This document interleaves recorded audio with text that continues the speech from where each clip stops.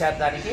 దానికి వచ్చిన తర్వాత ఊళ్ళే ప్రతి గ్రామం ఇంటికి ఒకటిగా ఇద్దామని ఒక సంకల్పం చేసినట్టు అది కొద్ది రోజులలోనే మన ఆశ్రమం తరఫున అమలు చేస్తుంది. కాబట్టి ఈ కార్యక్రమంలో మీరందరూ కూడా పాల్గొంటారని నేను ఆశిస్తున్నాను.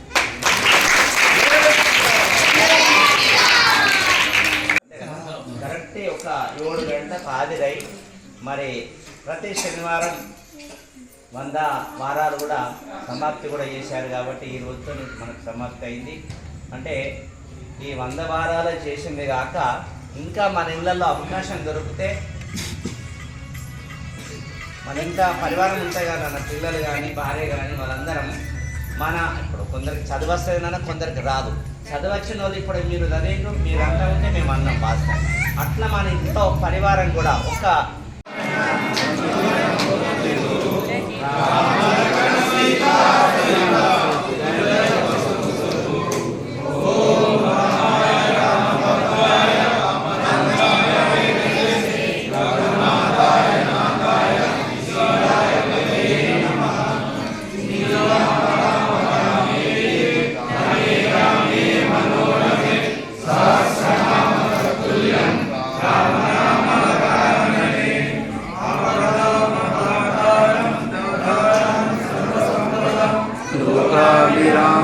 శ్రీరామం వరకు పిల్లలకు మొట్టమొదటి ఏంటంటే వాస్తవంగా ఇది పిల్లలకు నోటి కంట చేయాలి. వాస్తవంగా చాలా సంతోషం, చాలా సంతోషం. ఇది ప్రతి ఇళ్లలో సాధ్యమైన వరకు మన అన్నయ్యలు కూడా చేశారు. కాబట్టి ఈ అన్నయ్యల తోడు అక్కయ్యలు కూడా వాళ్ళ భార్యలు ఉండి వారానికి ఒకసారి కరెక్ట్ టైం పెట్టుకొని అది మెయింటైన్ చేస్తే మన ఇంకా అవసరమైన మన హిందూ ధర్మం ముందడికి పోతుందని నేను ఆశిస్తున్నాను.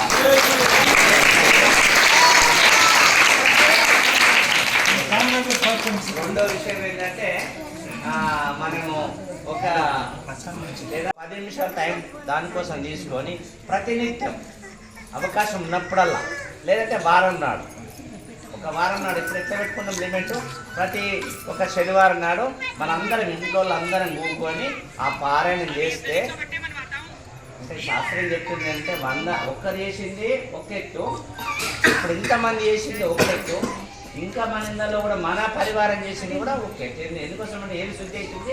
తల శుద్ధి అవుతుంది, వాక్ శుద్ధి అవుతున్నది, మనశుద్ధి అవుతున్నది. కాబట్టి ఒక గురు సన్నిధిలో పారాయణం ఏంటంటే మన గురు సన్నిధిలో 1,00,000 భగవద్గీత అంటే ఇంటికి ఒక భగవద్గీత ఇద్దామని ఒక ఆలోచన. అంటే అందరి ఇళ్ళల్లో ఉన్నాయి, కొందరి ఇళ్ళల్లో లేవు. కాబట్టి ఇది మనం ఎక్కడి నుంచి ఏది మన గోరఖ్పూర్ నుంచి మేము ఆర్డర్ పెట్టినాం. అది ప్లేస్ అక్కడ నుంచి ఆర్డర్ పెట్టినాం.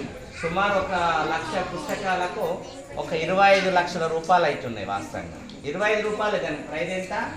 25 రూపాయలే. మొన్న మా ఆశ్రమం మీటింగ్లో తీర్మానం చేసుకొని ఇంటికి ఒక పుస్తకం అయితే గ్యారంటీ ఉండాలా. ఇలాంటి పిల్లలు రోజొక అధ్యాయం చదివి స్కూల్ పోవాలి. రోజొక అధ్యాయం మనం కూడా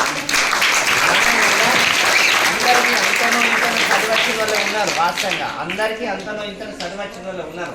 కనీసం మనం స్నానం చేయంగానే ఒక్క అధ్యాయం చదివి ఏ పొలాల పనులు చేసుకున్నా ఇబ్బంది లేదు. కాబట్టి మన ధర్మం గురించి మన ఆలోచన గురించి ముందుకు పోదామని మీ అందరి యొక్క సహాయ సహకారాలతోని ప్రేమ